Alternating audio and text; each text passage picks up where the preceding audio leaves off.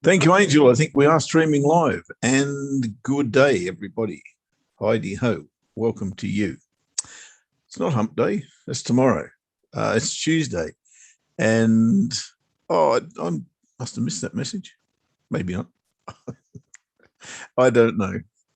Sorry, guys. I'm just getting back into the swing of things, obviously. A few things to get through, actually. I'll get straight into the pound, shall I?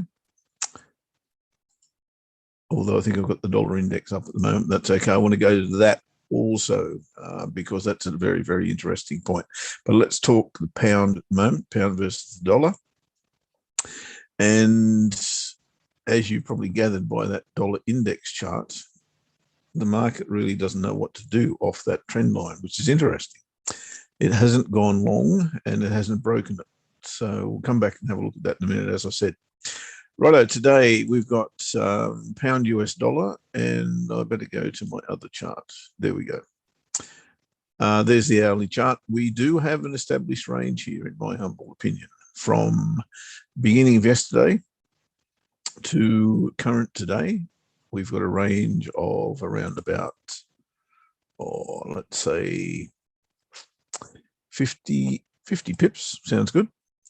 I'm prepared to trade that as a breakout, so we will put the parameters in, and we want to go 3 pips below the low of the range, which is currently, or which is 1.38176. So let's round that down to 1.3817 and take 3 pips off. So that gives us 1.3814. Nothing wrong with my subtraction and adding. It's a sell stop, so it's a new order. Once again, if you are following this, this is not something on which you need to put a substantial amount of money. It is very much still in test mode. Now I'm going to explain to you the current rules of this once I've set the orders. 1.3814, and the stop loss. We didn't work that out, did we? Above that bar there, 1.38672 becomes 1.3868, and we add 5 to that. 1.3873 is where we want to be. 1.3873, there we go. So that's the short, and we just want to reverse that for the long. Now, those of you who haven't seen the way this works, it is an OCO. So we're looking at pound, trying to raise your blood pressure, David. Oh, okay, got you. Since Friday's close. Gee, it just might break through that level. That's your problem, isn't it? The level here. You can't get through the weekly pivot. And that level, which is what, 138.17 that I've just put on my chart, which is basically the two lows here. Look, if you get through there, mate, you're looking pretty, I should imagine. But who knows at the moment. So back to my points. The purpose of this trade is to catch a breakout of what is an established range. Now, this, you could have gone up here as well if you wanted to and included Friday, but I don't do that. That's only the last 2 days of trading. So Monday and today thus far. So we're trying to catch the breakout of that. And if it does go short, we would cancel what I haven't put on the market yet, the long order, and vice versa. If it breaks out long, we cancel the short order. So let's put the long order into the market. We have got to buy a stop. And again, you can see that I'm putting absolutely no money on this. I would suggest you do the same until we give it the go ahead. 1.38, does anybody remember? I don't. 73. Looks good, doesn't it? 1.3873 is the buy order, and the stop loss will be 1.3814. How's my memory going? Yes, sharp as a tack. I remind the elephants, don't forget. Okay, so there's the breakout parameters.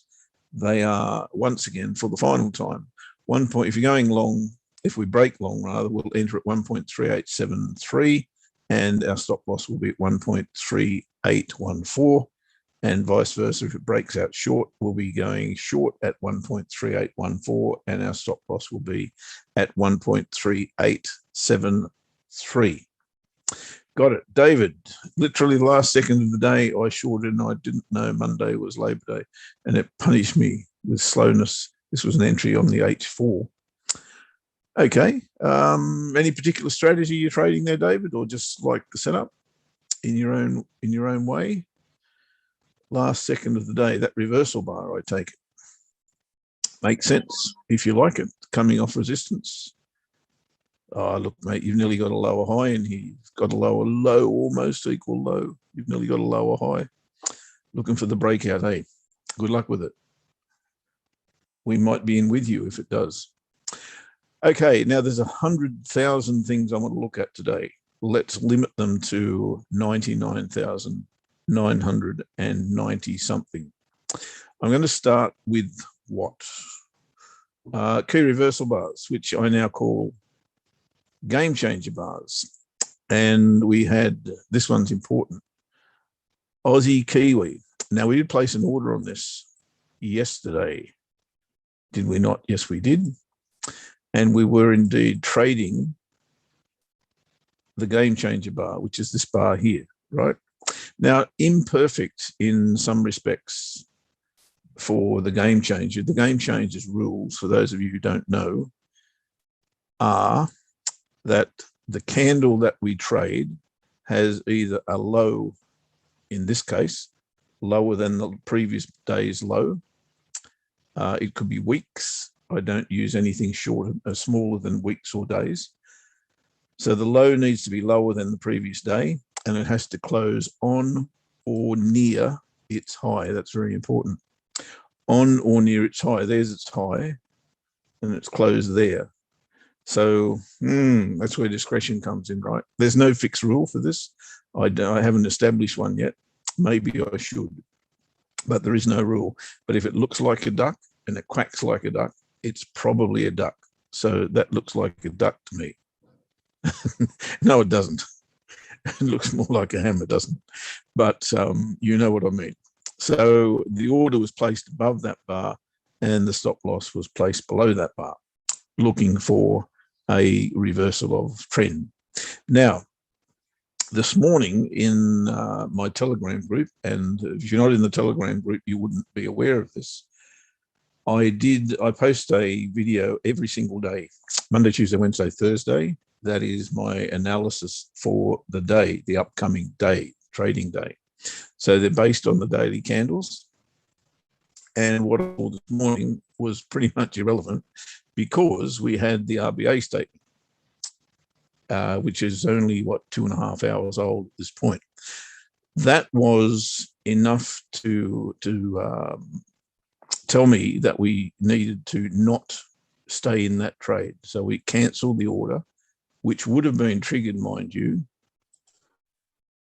Hang on, a bit tighter if I can. I can't. Because the pivots are in the way. There's the high of that bar there, right? 104.56-ish. So you would have been triggered into that had we not cancelled the order. And now you'd be in a little bit of drawdown. Look, I've got to say this.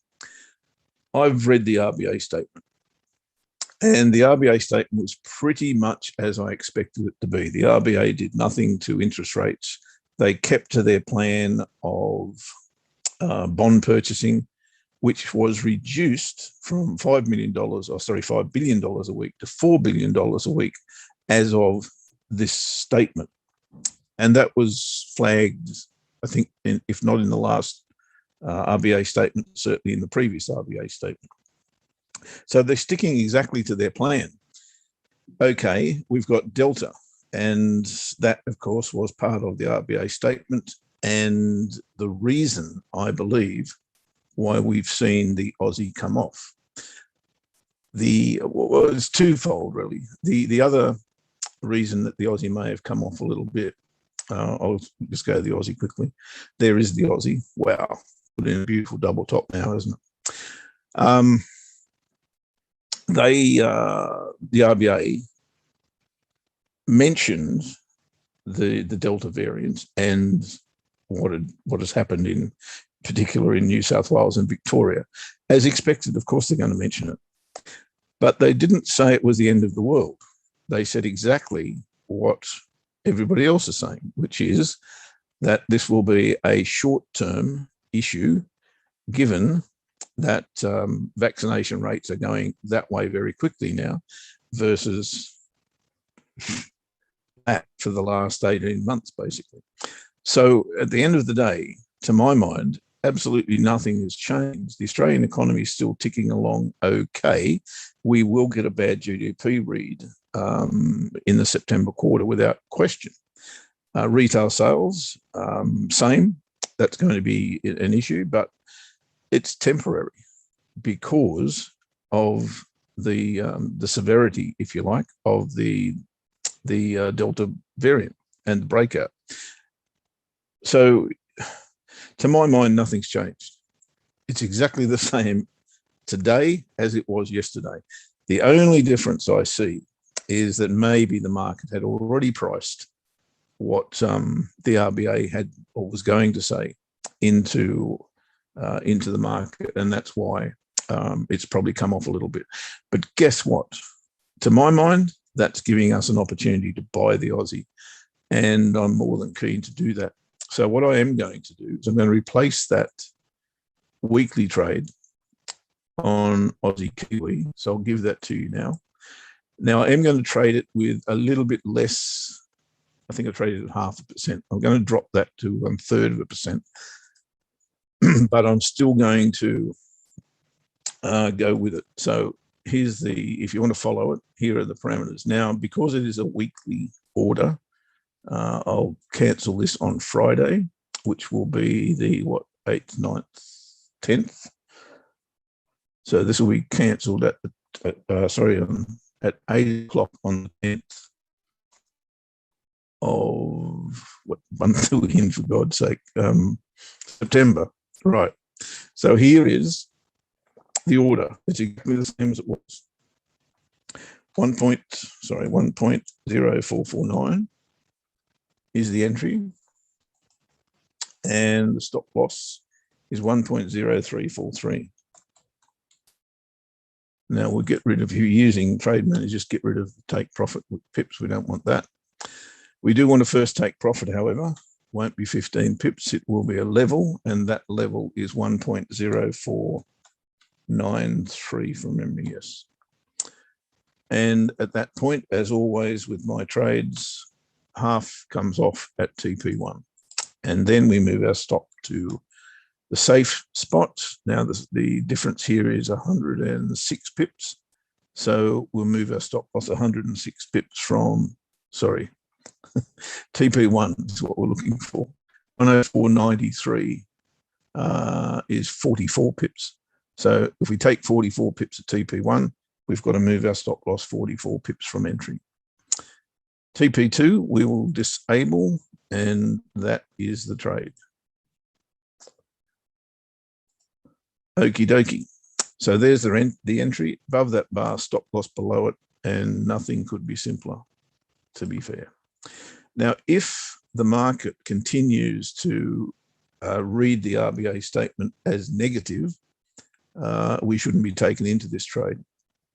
It should just simply continue what is the recent trend, which is down. However, if my analysis is correct, then I think we'll probably see Aussie Kiwi, I don't know where, by the end of the week. It's hard to predict, but I definitely see it going to this level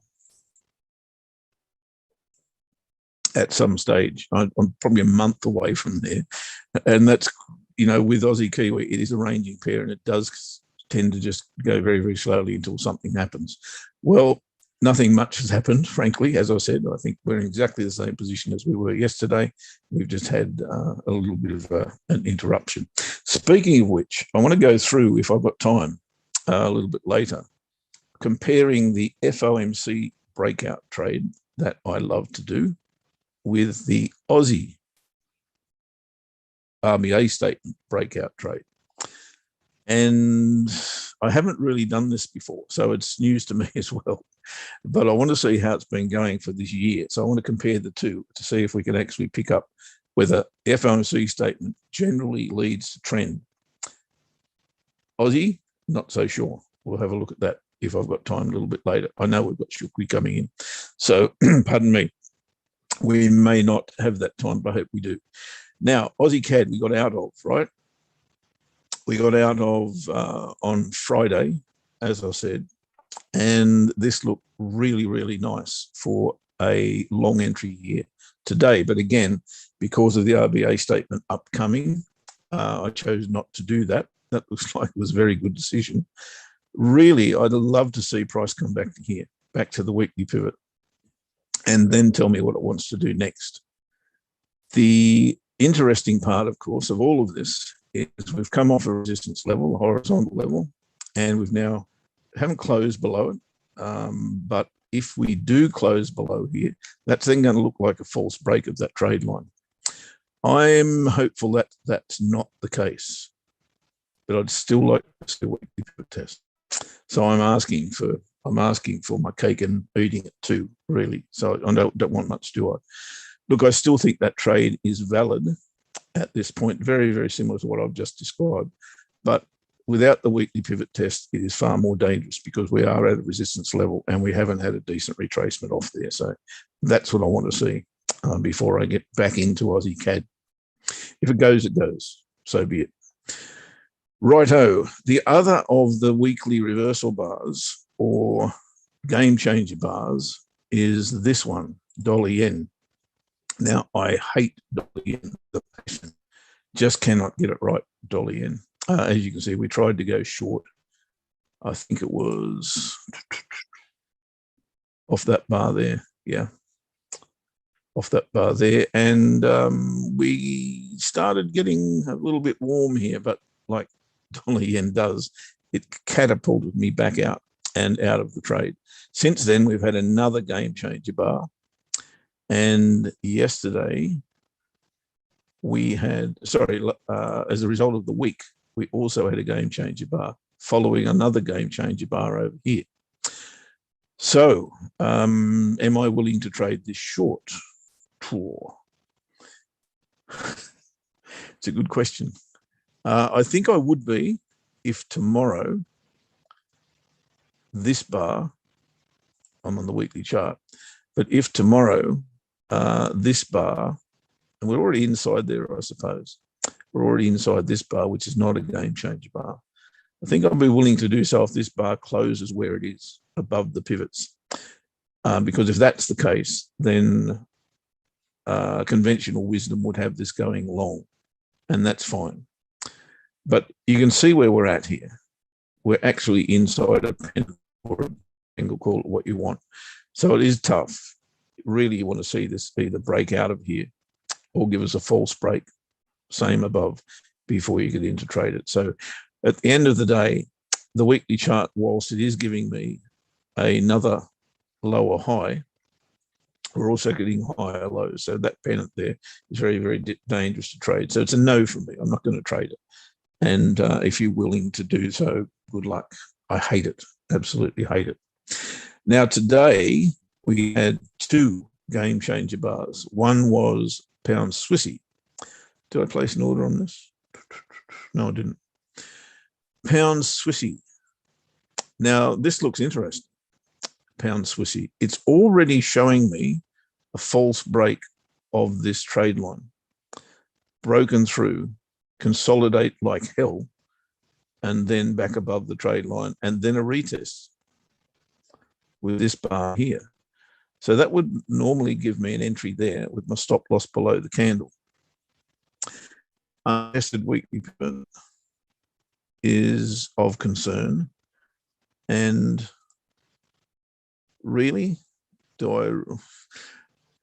it's a clear range without a question. I'll put that in if you can't see it, but it's pretty clear that we've been in a range for some time. It's probably in there somewhere. And really, that's giving me a false break of the range as well. So on the weekly chart, if this bar continues to come back to the pivots, I think next week I'm interested in trading this long, as long as we've got a bit of space up here to take profit. Daily charts is there already, as I said, as a false break. You could trade there. Where you're going to put your stops is the question. I think the wise move would be, if you do want to trade that bar, is to not trade the bar, but put your stops down here somewhere underneath the pivots. That makes perfect sense to me. I'm prepared to wait to see if we do get that test of those pivots. And if we get a test of those pivots and put in a reversal bar off there, that then is giving me a re-entry into the range and a higher low at the same time. I think that's a far better commodity than is what's currently available to us. So it's there, pound Swissy, if you want it. But that's supposed to be traded in the opposite direction, right? This is a game changer bar short. It's there if you want to trade it to the pivots. I think that's reasonable. I can go with that. Do I have a setup? Well, I've got a break of a trade line right now. You could start that there. So you're breaking through here. Maybe a little retest. We've taken out the low of the day. That's good. Maybe a little retest of that is interesting back to the pivots on a smaller time frame, even on the hourly or something like that. Don't see it on the hourly, but the 4 hour I do. So a little retest after this closes in what, an hour and 45 might be interesting. But the that's what the bar's telling me. It's telling me go short to there. Don't want to go anywhere beyond that. In fact, I think I'd like to pick up a long if that's the case. The other game changer bar is this one, $CAD. Now I'm more interested in this than I am in pound Swissy, I've got to say. Few reasons, not least because it is a green-bodied bar that is rejecting the weekly pivot like that. That sounds good to me. We've got offset double top, but it's there. Don't really have a lower low there. We've got a lower high. Then we've got a lower low. Don't really have another lower high unless you count the same bar. But we've now got a definite lower low. Is this a lower high? Wow. That's stretching the friendship a bit, isn't it? To be fair. But I don't mind this because you can pick up TP1 before that low if you're prepared to take. I think you can. I measured this morning, but I didn't trade it. Maybe it's not enough there. 50, say 52 pips. So you want 14, you want 18 pips really. That's right. And it wasn't quite there. But if you like trading game changer bars, there it is. And that was only the second one that was available today. But I did take an order this morning. And if you're not a part of the Telegram group, you wouldn't be aware of this. If you're not a part of the Telegram group, why not? Join. It's below me there somewhere. Here's the order for pound Swissy Yen. Why? Well, it's a bit tough really, but I'm getting slingshots all over the place. We've got an approach of the trade line here, which formed the high, pulled back off it. We've got another approach of the trade line here. It's pulled back off it. And it's given me, those of you who know the slingshot, that little candle pattern there as a third test of the trade line. Now, the problem I have is that we're at the top of the range. But I think if we do go back above this bar, we should have enough strength to get to, wow, what color was that? There you go. We should have enough strength to get to the top of that bar, I believe, which is where I've got my first take profit. So if you want to follow that one, there's Swissy Yen. I'm trading this at 0.5%. Swissy Yen is a buy at 120.63. Stop loss is 119.65. And my first take profit is 121.19.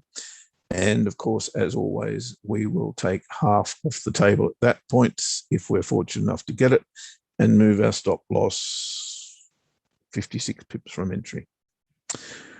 Righto. So that is pretty much the state of affairs.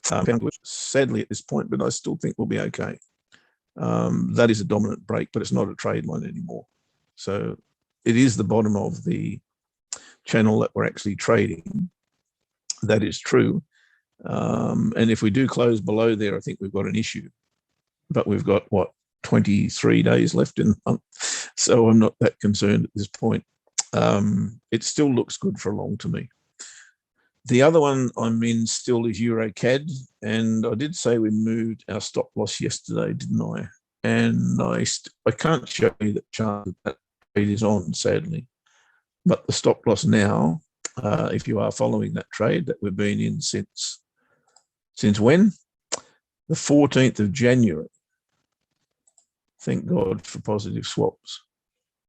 Okay, and the stop loss is now at 151.70, which is there. So we are actually locking some more profit in. We've taken 2 lots of profit, I think, on this one.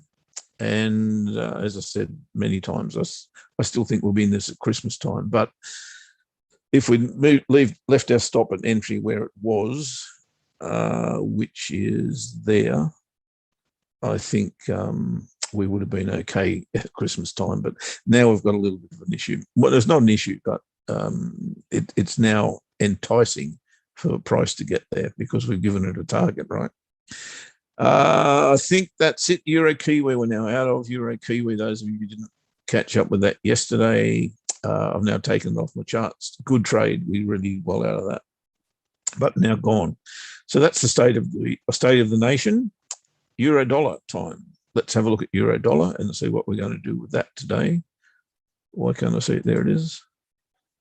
Why does that look like that? Oh, because I'm on the wrong chart. Sorry. Euro dollar. Where are you? There. Okay, our bias, guys, remember, is long. And we've determined that by all of the support that we've got underneath that at the moment. Bottom of range, trade line, little reversal bar there. And until we get below that trade line, I think I have to remain bullish this pair. Now, I'm not that keen to get into the market until we get that, but long, that is, until we get that pullback back to the trade line and certainly back to the weekly pivot, which I don't know that we have yet. No, not quite.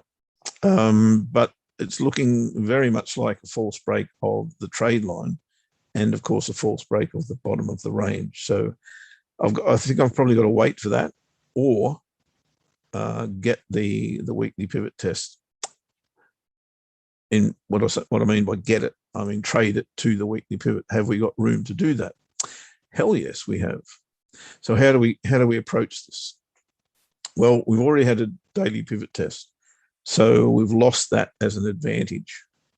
But what we don't have is a break of anything other than, pardon me, a false break, perhaps, of the daily pivot. So maybe that's going long. Is that the 30-minute chart? Yes, it is. But I'll do my analysis on the 30-minute chart and see how that actually works out. So what I'm looking to do, remember, is get a weekly pivot test. That's in my head. Let's put some parameters around this. Great trade line right there. Got another one coming down here.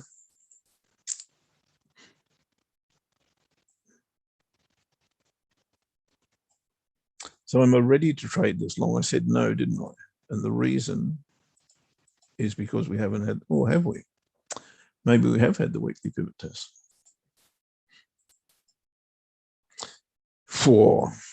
Now, I don't call that a weekly pivot test. And the reason I don't call that a weekly pivot test is because the weekly pivot has come to price rather than the reverse. So if we bounce up here, I will still consider a pullback to the weekly pivot necessary before I go long. That said, that's a great bar for me to trade. Love it. It's in your eye, that's actually bouncing off the weekly pivot. To my mind, it's not. The weekly pivot's bouncing off or has come to that candle rather than the reverse. So whilst I would, in many respects or in many instances, put an entry above that bar put my stop loss below the weekly pivot. I'm not going to do that at this point because I still think the weekly pivot needs to be tested by price rather than the weekly pivot test price. But that's proving me wrong, the 4-hour chart, because it has been tested. Barely, but it has. Now I've got a confused state where I don't know what the hell is going to happen next. So what do you do when that's the case? Jack. So until I see maybe a false break or of either support or resistance, I'm not going to trade Eurodollar because I don't know what's happening next. Have we covered everything? That is the question. I think we have. That's where I want to be. So let's look at the questions and see if we can handle some of those.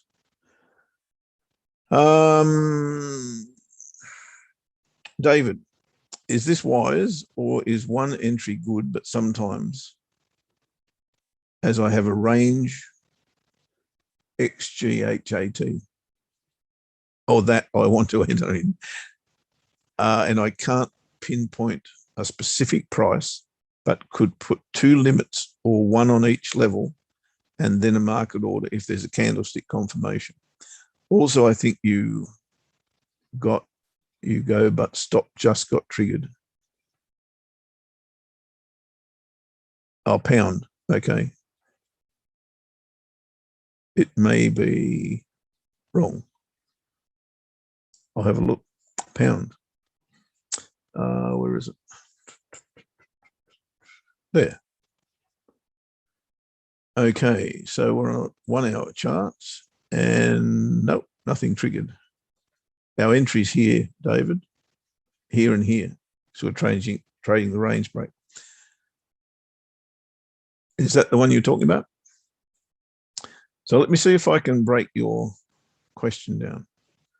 Is this wise, or is one entry good?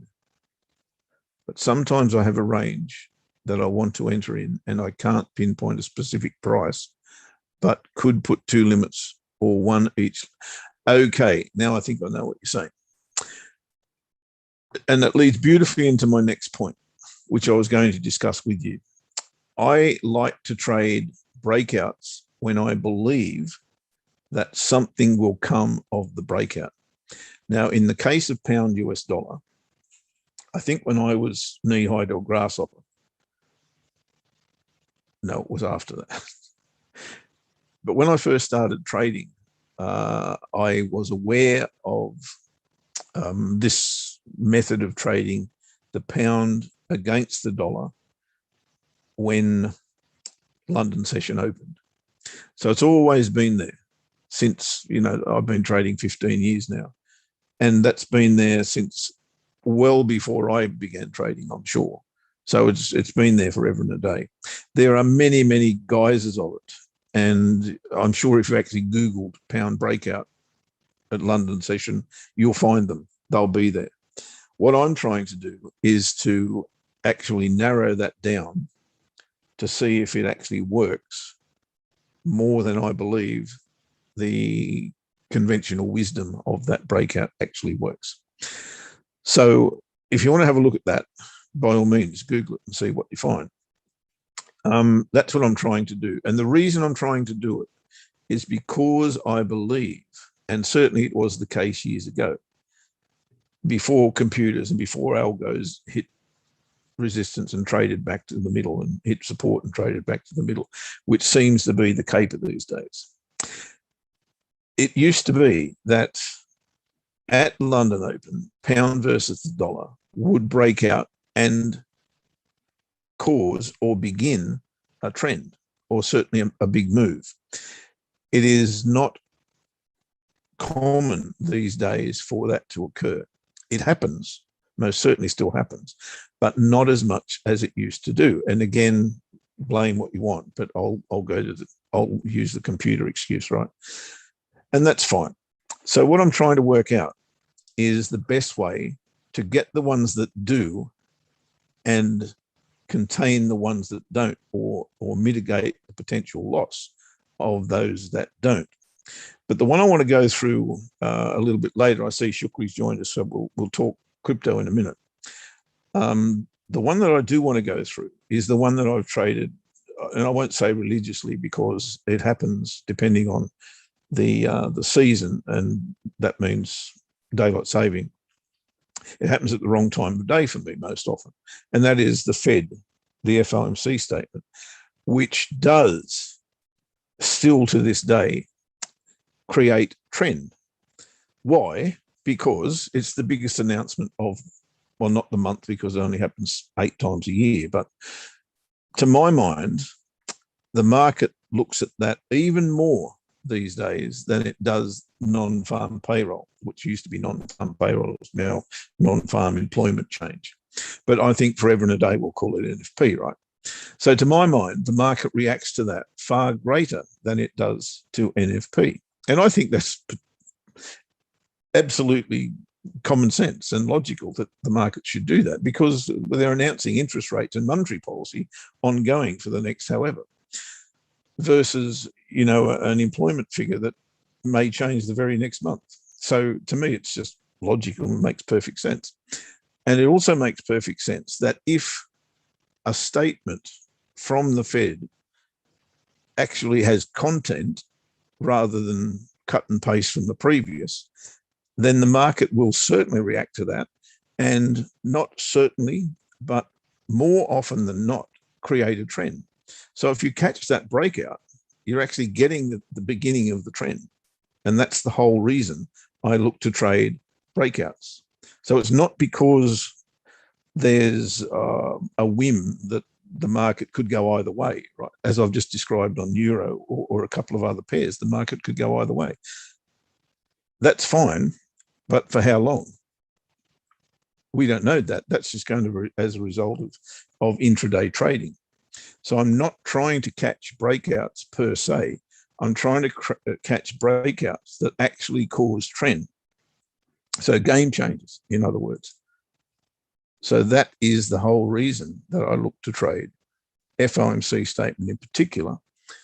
You'll note that I cancel my order for the Aussie this morning because I had no idea whether that would create trend or otherwise. What I do believe now that I've read the statement, is that the market has reacted in the wrong direction, because I think the Aussie will rally from here, given that, as I said before, we're in exactly the same position with the Aussie as we were yesterday. Nothing's changed. Absolutely nothing's changed, including the attitude of the RBA. So for that reason, I'm still an Aussie bull.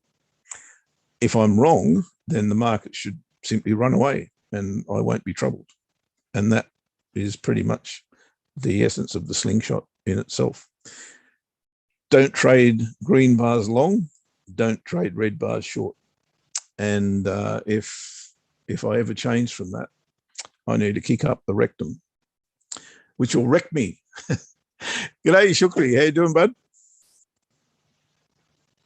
I can't hear you. Are you muted? Great. But I think some Aussies are doing better. Why is that? Moon River keeps on moving up. It's $200. He's still alive, you know, Pat Boone. That singer, really?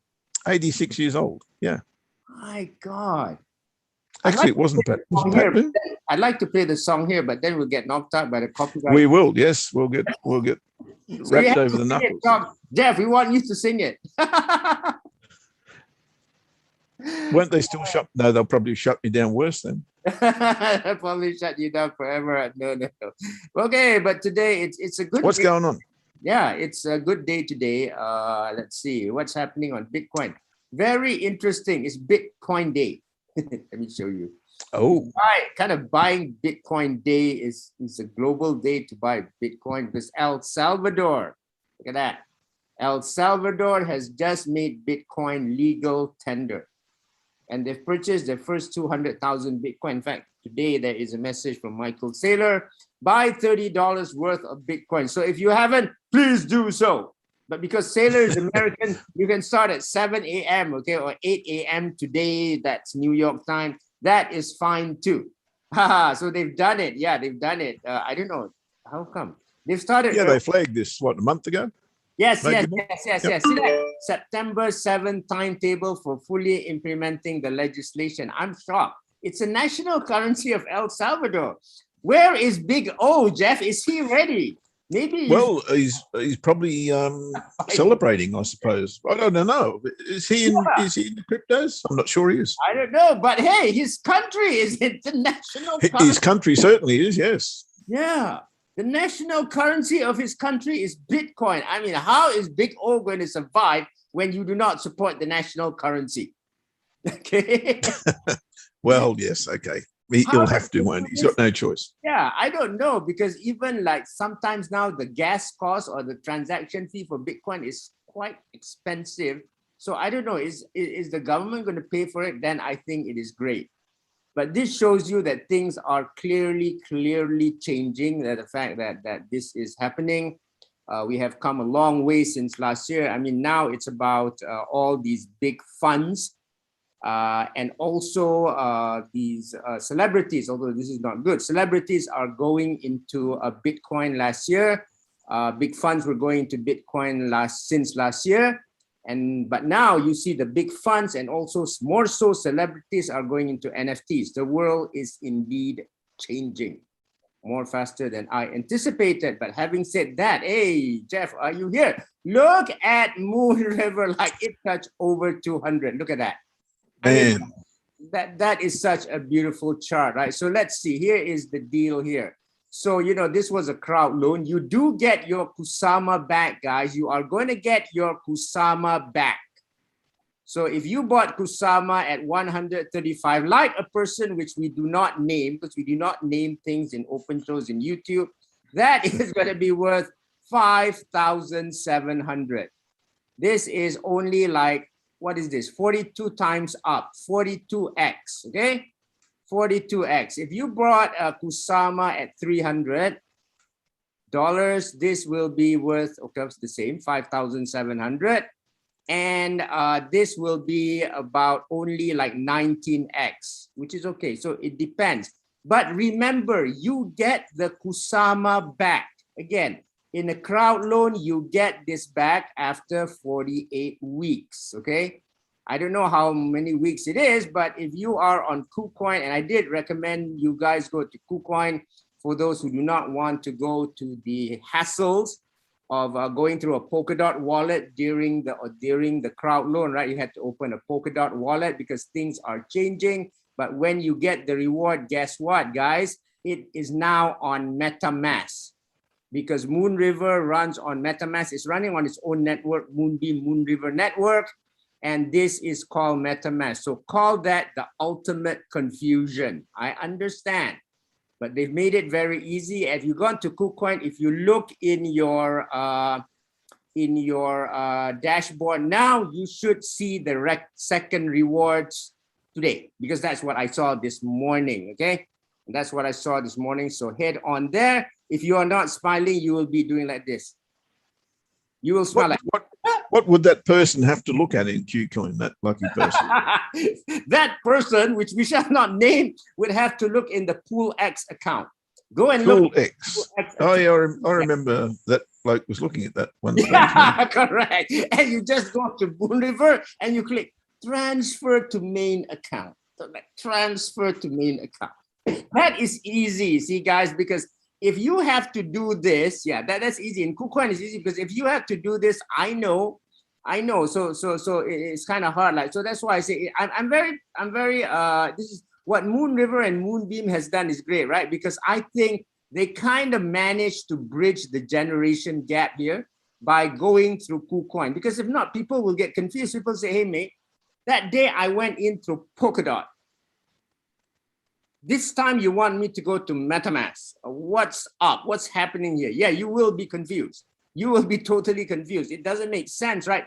Because, well, in technical terms, it does make sense because now Moon River is on. Moon River, the network is already running. Before, when we went into the crowd loan, it was not. So they wanted to go in Moon River. This is on MetaMask that is running on the Moon River network. And this is going to get confusing. Don't worry if you don't understand this, because I'm sure you would understand this, and that will give you motivation to watch this video again to understand what I am saying. Moon River brings Ethereum onto the Polkadot network, so that people who are developing on Ethereum now do not have to produce new code. And this is what is called an EVM, okay? So now not only Moon River is on this, what do you call it, MetaMask, Moonbeam will also be MetaMask. And let us review again, because probably people have forgotten. That is no problem. There is its father, or its big brother called Moonbeam, and the wild cousin is on Moon River. So Moonbeam is going to run on Polkadot, and Moon River is going to run on Kusama. Now, if you ask which is more advanced, I would say it's Moon River, because they can do more experiments here. But the stable code is in Polkadot, and that's on Moonbeam. So the big companies possibly wanting to port onto Polkadot will use Moonbeam, but the smaller guys may use Moon River. So this is good right now, whether we like it or not. When we talk about NFTs, Ethereum is king, okay? In the world of NFTs, it is still Ethereum. So wouldn't it be good that if you could get all these Ethereum NFTs onto Polkadot, where cost of gas is cheap? That would be great. You won't have to, nowadays, Jeff, you know, if you want to buy an NFT, here's the deal. This is cheap. You know, this was 2 weeks ago. I don't know, maybe it's more expensive today. You have to spend like $70 worth of gas, which is no good. You know, you're going to spend $70 worth of gas, and the NFT is probably going to cost you $150. Is this reasonable, Jeff? Is this reasonable? This is what the hardly. That's ridiculous. It's ridiculous. But you know what, Jeff? In Ethereum, if you go into an NFT, say we have here the Aussie. Okay, I'm not going to tell you who the Aussie NFT is. Let's call him the Aussie NFT. He lives in an island somewhere. Of course, Australia is an island, but it's an island in Australia. Okay, we want to buy, you know, he's like half man, half whatever. Okay, say we want to buy the Aussie. Now, I want to buy the Aussie. I put in $70 gas. Okay, someone else comes in. Maybe he's from Singapore. He bids at $85 gas. Okay, fair. This guy wins, right? Fair and square. We call him the Singaporean. But you know what? I lose my $70. I just lose my $70. That's it. That's a tragedy. So what the hell's going on there? Yes, this is why people don't like it. It's a bit like the Australian government's taxation department. There's no incentive to do anything. No, there's no incentive to do anything, because if someone outbids you on gas on something that costs $150, you do not even get your $70 back. That's gone. Oh man. So what a ripoff. I know. So if you want to buy something now, the danger is you are going to be front run from someone here. This is called front running. And this is why things like Moonbeam and Moon River are so good. This is why it has gone up here. I think the base price was like $5, and at 200 is what, 40 times? Yeah, around there.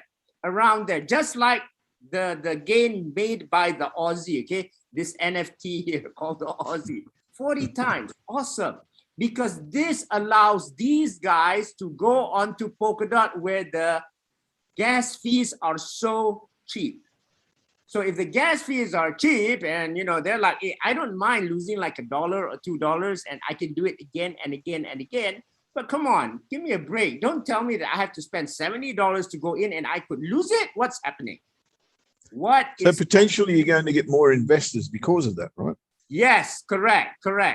And that's why you can see this is like a one-way ticket to the moon. Jeff, do you see? Oh, let's see, Jeff. Jeff, do you see where are the slingshot things here? I'm sure there's some. I can't see it, but it's like slinging everywhere. You don't look at that. Yeah, absolutely. Right. Yep. It's then you've got a dominant break of a trade line and a retest. Yeah, it's all there. Like sling, like the Aussie. We don't don't name names here, guys. We are not going to name names here. We are not going to name here. No names, please. It likes to sling. It's like every time there's a big red bar, it likes like, okay, we're going to sling again. It's like doing the slingshot thing, you know? Wow, I just got done with saying that, didn't I? Yeah, I know. And there it is.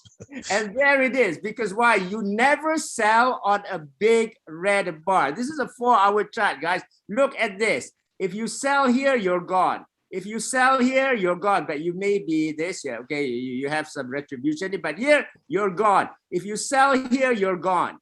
So on the big next red bar here, I'm just going to say, well, you can do whatever you want to do. I'm just going to state the facts.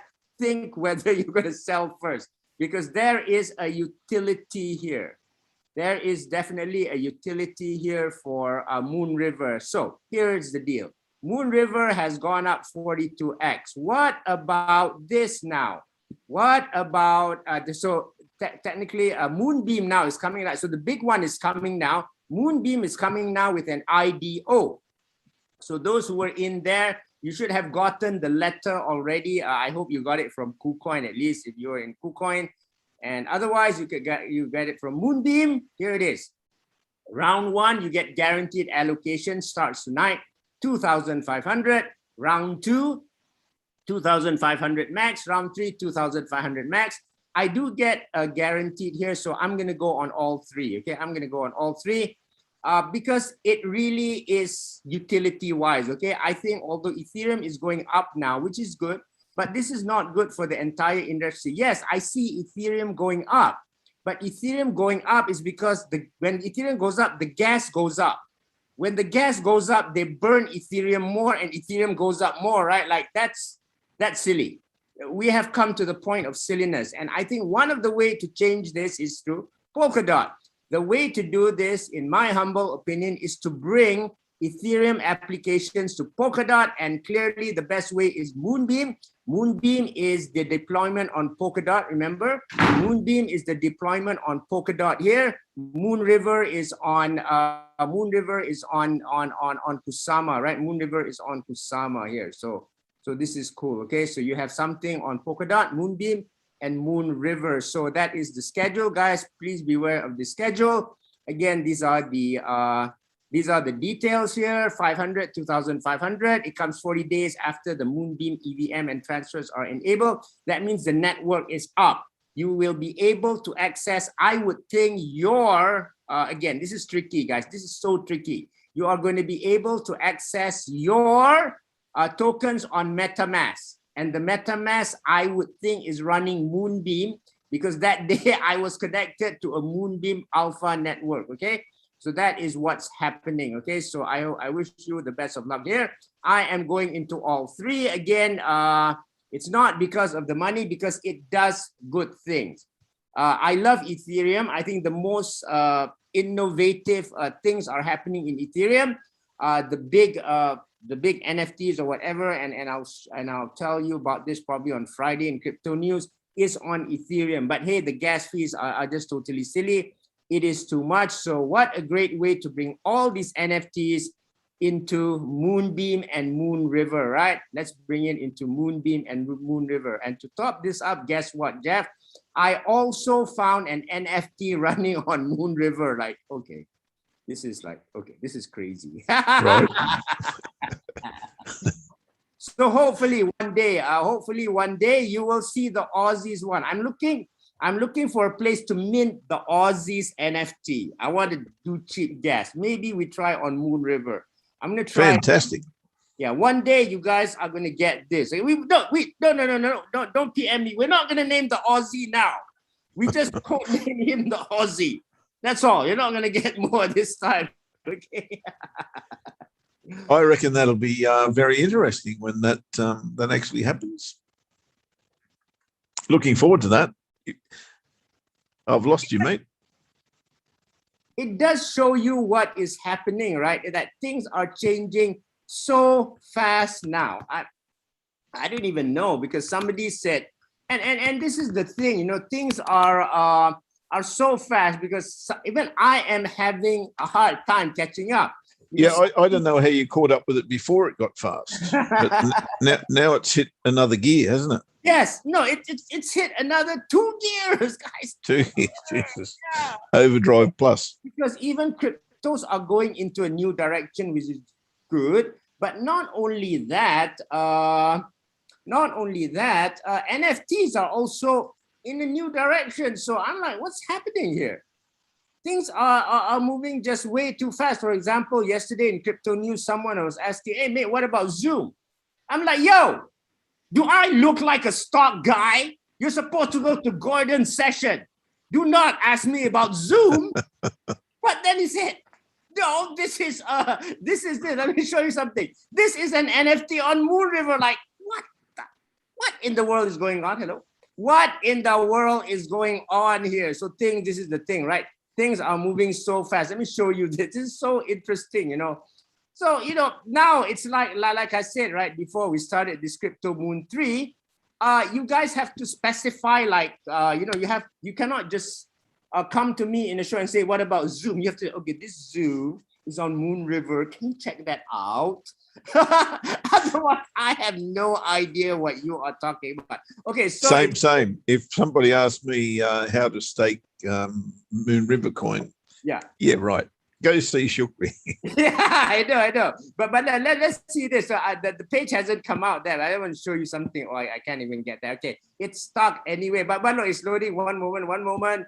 It's loading. This is called Mover Zombies World. Is it zombie here? Okay, of course, guys, this is one day. Don't be surprised if you see a half man, half, was it a tag? Yeah, there's a little myself, guys. Little critter, little black thing with spots. Yeah. Right. Little critter. Well, I can't get the page here, but trust me, it's called moverzombies.world. Yeah, again, my internet has let me down again, but it's on HTTPS. Let me put it in the chat here. Movers. I cannot. That might not be out of place on there. Yeah, I know that, but this is the thing that's happening now. It's like shocking, right? It's like totally shocking now. This is like that. There it is. There it is. Okay, but I can't access it. So okay, guys, that's it for today. All right, buddy. Now listen. Before I continue, you guys, further, before you goes by and Zoom zombies. So remember, when you come in Crypto Moon, Zoom doesn't mean the stock.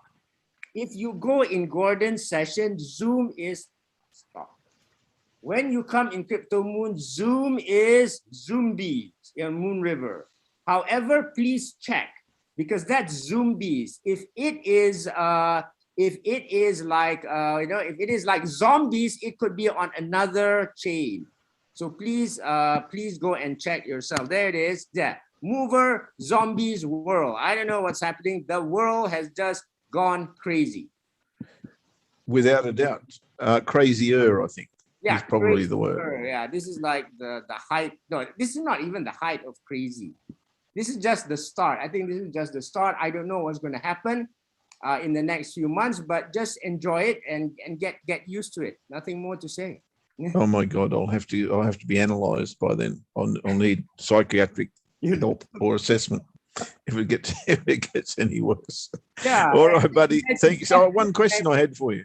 Yeah, just imagine that in the future, fathers will show the kids, I got you in school, or I got you through university through these JPEGs of punks, and they're ugly, but they got you. Watch this space. You said earlier that messages come with those, what do you call them? Crowdfunding things, etc.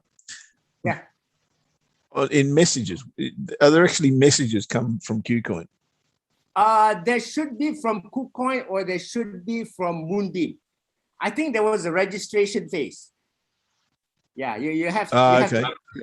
You have to register. But what I've seen is, I've seen people who registered with KuCoin also get the message. I've seen who registered without KuCoin also get the message. But definitely there was an email some time ago that asked people to register through KuCoin, and then they would be sent a message on these three days. Yeah, these upcoming 3 days on this. So that's really awesome. I'll have to tell that Aussie fellow to have a look at his messages. All right. Yes, correct. You have to tell that Aussie fellow to check, and maybe one day we should do an NFT of that Aussie fellow with an email. Check your mail. Check, yeah. I'll tell him. Have a good one, mate. Thank you so much. Thank Catch you, up with you later. Right. Righto, there's all things crypto. And if you need help understanding all of that, as I do, then watch the replays, as Shukri suggested. I think that's a really good idea too. And they should be on all the socials and YouTube in particular, where you can watch this back at any stage, I believe. Righto, going to have a look at euro dollar again, but not for the purposes of trading it right now. What I want to look at is, like I said before, FOMC breakouts and versus Aussie. And this could be any reserve bank, right? They are the most important announcements of the month for each currency.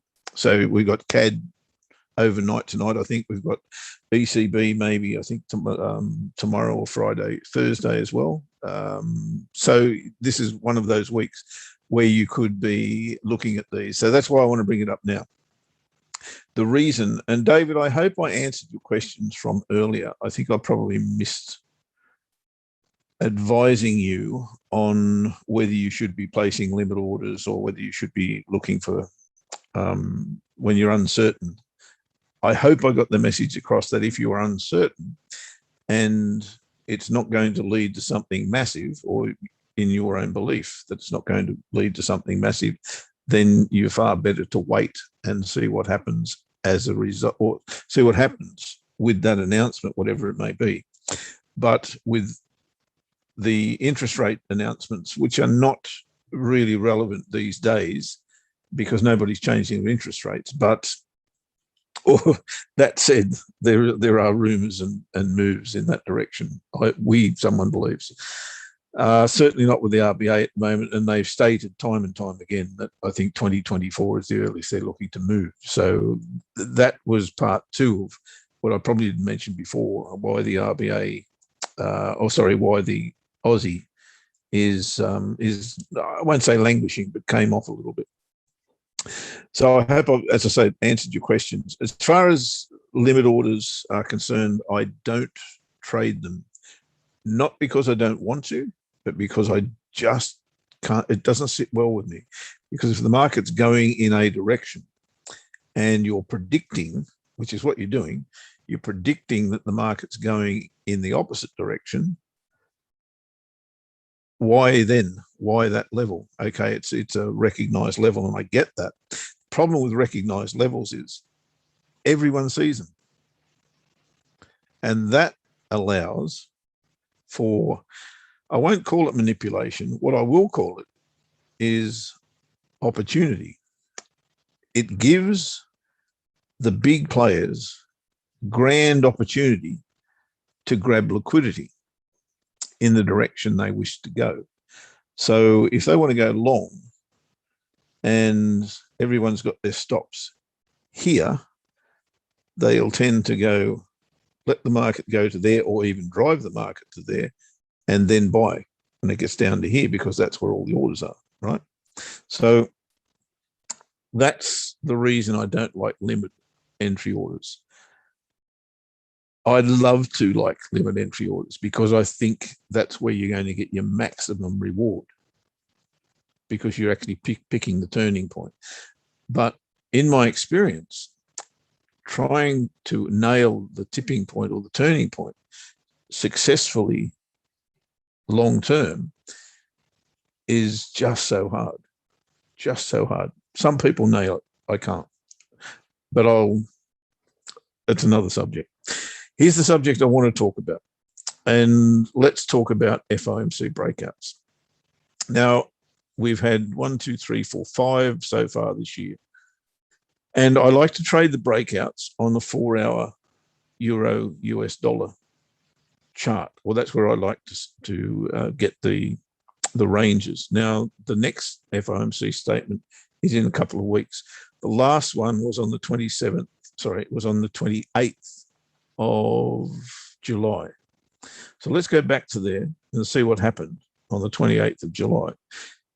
There's the 28th of July. Now, the FOMC statement is always on overnight Wednesday for me. It's the last 4-hour bar of the trading day.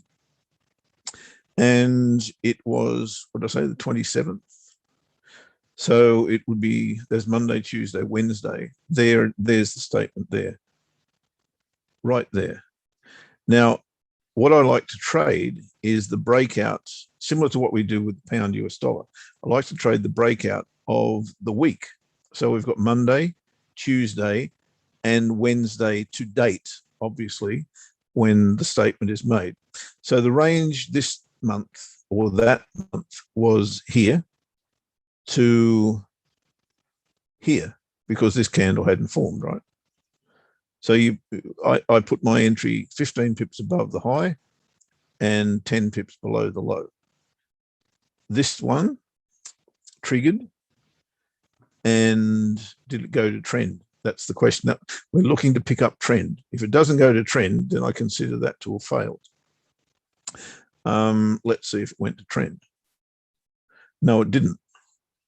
So all it gave was 15 pips above. There's about there somewhere. All it gave us was 50 odd pips. Let's go back. No, this will be relatively quick, guys. I don't want to bore you with all of this, but it should give you an idea as to how to look for this and what to do when it happens. And I'm not just talking about FOMC, talking about all of these potential breakouts on interest rate statements, but not necessarily interest rate, but the monetary policy statement, right? So let's go back to the previous one, which was on 16th of June. 16th of June was Monday, Tuesday, Wednesday. There it is there. So that's the FOMC statement. Your range is beautiful here. So your range is here. There's the low. There's the high. So for what? That plus 25 is about a 70 odd pip range. Even down to there, you're 244 pips. But it gets better, because that went right down to there, 117.53. That just kept going, not substantially, but another 100 odd pips to be picked up there. So, you know, just one of those, if it goes to trend, is really, really cool, and that's why I like to trade it. But I'm leading you into something here as to an alternate way to trade this, and I know what's coming up, so you know it's no surprise to me. 28th of the 4th was the previous one. So 28th of the 4th is there. FOMC statement Monday, Tuesday, Wednesday is probably that bar there. So here's your range, Monday, Tuesday, Wednesday. There's the low, didn't get triggered, high did. So you get triggered into that, and it went to trend all right, but in the wrong direction. And only a small trend as well. Here's where I want to enter something, an idea for you. If it doesn't go to trend, so it breaks out and it doesn't go to trend, you're going to be caught with a false breakout. But what if on the breakout bar, when it closes, you move your stops to entry? What if you did that? So entry in this particular circumstance would be 15 pips above there, which will be 121.31, which is there. So there's your entry. So what if once it did break out, that candle's closed, this one closes, right? Still above, it's below entry. So you've got to wait, I guess, until you get your candle above entry. But no, maybe not. Just move your stop to entry then, I believe. Once you've been triggered in, whether you're in positive or negative territory, move your stop to entry. If that were the case, you would be out of this trade before it went against you. On the previous on the one before the big trend setter, that was the last one, would have been exactly the same. And let's go to the next one, which was the 17th of March. 17th of March, Monday, Tuesday, Wednesday. There's your FOMC statement. You may not even been taken into this one. I don't know, 15 pips above there. Yes, you would have been. So same result, taken in with that candle. Candle closes, move your stops to entry, stops get hit, and the market goes into trend. Good trend this time. Lasted a couple of weeks. So instead of getting taken out, you get a break-even trade. So this is now, what I'm leading to is this is the way I'm now going to trade these, right? 27th of January, we'll just do one more. This will be the end. 27th of January month, where is it? 27th is there. So again, Monday, Tuesday, Wednesday, here's your range, high and low. There's your trigger bar, that one there. You don't get taken out and it goes to trend for what, a week. So you've got plenty of time to take profit there. I think that if you follow that religiously every time there's an FOMC statement, so let the bar trigger you in, the breakout bar, whatever that may be. In this case, it was this one. Then move your stops to entry, which would have been here. So you get taken out at break even, you don't pick up that trend, but you don't get taken out either. And if you keep going, which the FOMC statement generally does, it just keeps going in one direction, you should be able to pick up that trend. David, I'll come to you in just a second. Now, very, very quickly, I want to show you the Aussie. And this won't take long at all, I promise. So the Aussie breakout today is there, 4-hour chart. Where's the range? Sorry, wrong one. So this happens on a Tuesday. So you've only got 2 days to worry about, Monday and Tuesday. So here's the high of that range. Here's the low of that range. Triggered in long. Candle closes, move your stops to entry. You're still going to get taken out. Loser. Aussie versus US dollar, loser. The previous one would have been on, let's go back to August. Always happens on the first Tuesday of August, right? August changed there. So Monday, Tuesday would have been the day. Oh, sorry. I've got the weekly pivot, not the monthly pivot. Let's go a bit wider. So August is here, changes on Monday, Tuesday. There's the FOMC bar right there.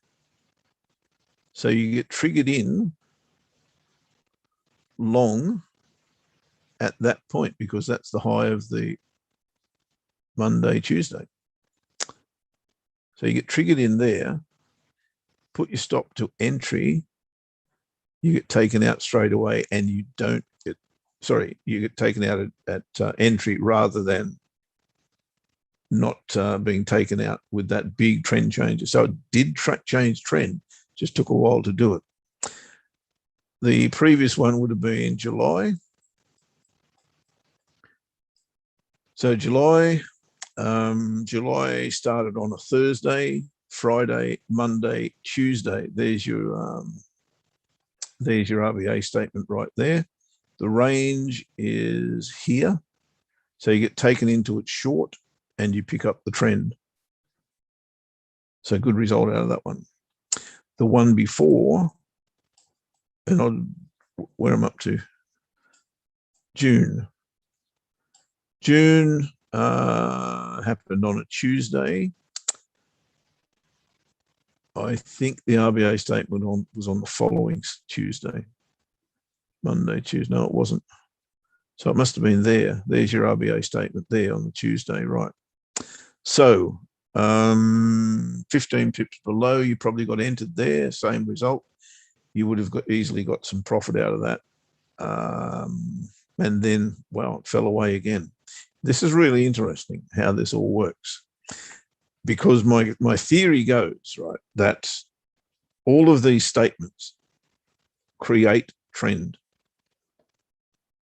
It's not a fluke that the trend takes place, may not immediately after, but in this case, a week after it went into trend.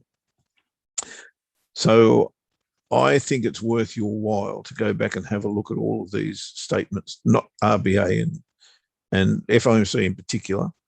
The next one here, Monday, Tuesday, there's your RBA statement.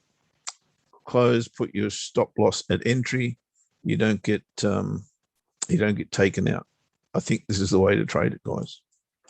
Last one, we're going back to March. This will do. So end of month, Monday, Tuesday. Really? End of month, Monday, Tuesday. There's very little reaction here. But that would be the bar there. Again, move your stops to entry after the bar closes. You wouldn't have been taken in actually, sorry. You wouldn't have been taken in there. There's your low. So you get taken in long at that point if you're willing to hang on for the next day. Sorry, Wednesday, Thursday. No wonder this doesn't make sense. Monday, Tuesday. There's your RBA statement there. So you get taken in long, just stops to entry. Once you get taken in, get taken out at entry, and eventually it goes into trend. But a week later. Very, very interesting. Now, I'm not sure if you got anything out of that, but I did. I got RBA is far more difficult to predict a trend than is FOMC. Duh. Why would that be? Because the FOMC is the governing body of the, I hesitate to say this, but it's the world base currency, the US dollar. Not sure how long that lasts, to be fair, but currently that is the case. And that's probably one of the other points that I want to press home to you. FOMC does or is a game changer. Not every single time, but if it does, it goes and it trends. You go into trend off it. And that's why I like to trade the breakout. Now, I think I've just given you an idea around being safer than would otherwise be the case with your entries. Once the candle closes, if it's above entry, I think is probably the best case scenario, but there's a case for if you're in deficit as well, to put your stop at entry. If it's serious, it'll just keep going and your stop shouldn't be taken out. Shouldn't be. If it's not serious, then that putting that stop there should give you an insurance policy against the loss. And that's what we're looking for. David, your pound US dollar. What's your pound US dollar doing? Let me have a look. Aha, it has broken short. So, okay, two things have to happen here. We've got to cancel the buy.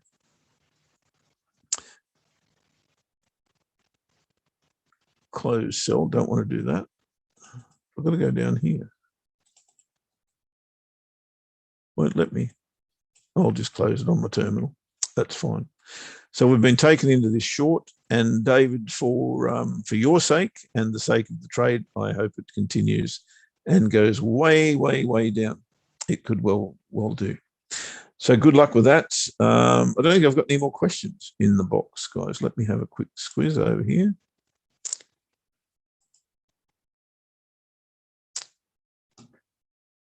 Chat, 0. Cool. Alrighty, tomorrow being Wednesday, you would have noticed that Ash is not in today. That's because the Ash has commitments on a Tuesday morning, And for that reason, he will not be in on Tuesdays in the next little bit. And I won't be in on Wednesdays in the next little bit. Ash will do tomorrow. So I will keep you updated with everything I'm doing. Let me very, very quickly go back to the Aussie and see what's happening there. So I'm still, I love this fact that we're not going to close below that trade line, or looks like we're not going to close below that trade line on Aussie Cad. That's going to allow me to get back into the Aussie Cad long, I believe. Aussie dollar still hasn't reached the weekly pivot. This does look ominous, however, I've got to say, double top sitting here. I think I'll be willing to trade it up to that level. So there, maybe on a 30-minute chart, but gee, you want to have something, you want to be safe at that point, because that's potentially going to be a lower high on a double top, and Aussie could fall on the basis of that. I don't see why it should, frankly. Maybe dollar strength does that, but on the evidence that I've seen from the RBA, which was completely anticipatable, there's a word, able to be anticipated, let me put it that way, I don't see a change, as I said. So I think the Aussie has still every right to rally. So pick your poison with the Aussie. I think if you can pick a weak currency, as I said, name your poison, then I think trading the Aussie along against it is probably the way to go. Now, don't get me wrong. Don't jump in at the market. I do not subscribe to jumping in at the market. I have to have a setup. And currently, I don't have a setup.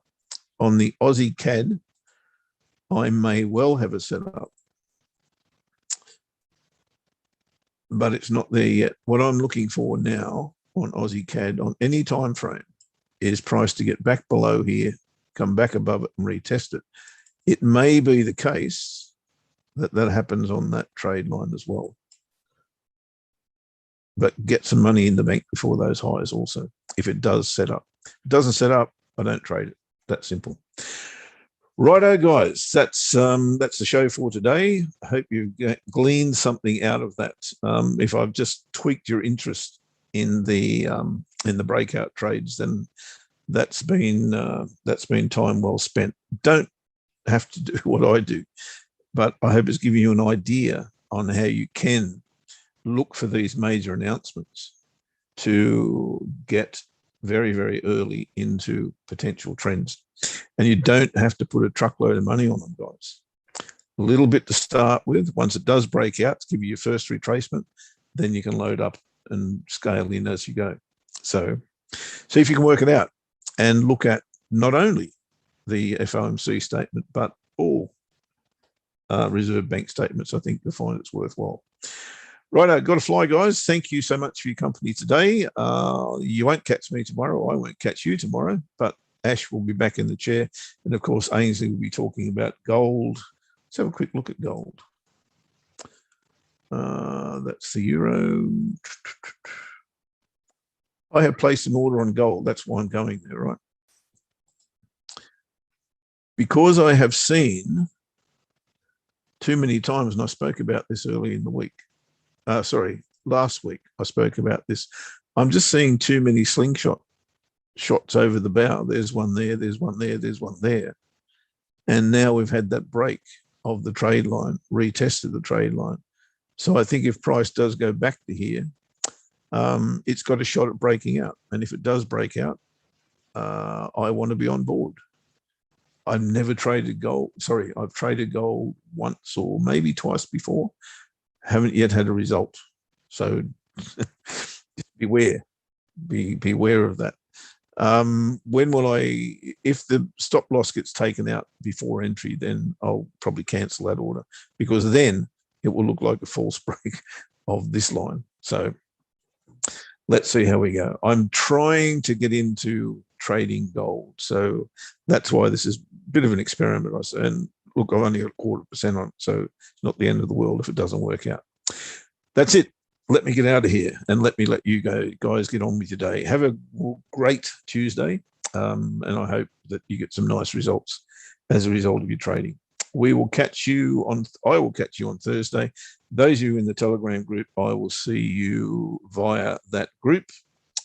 tomorrow morning when I do my preview. And of course, there'll be updates if I get into anything overnight. Have a good one, guys. Thank you, Angel. Bye-bye.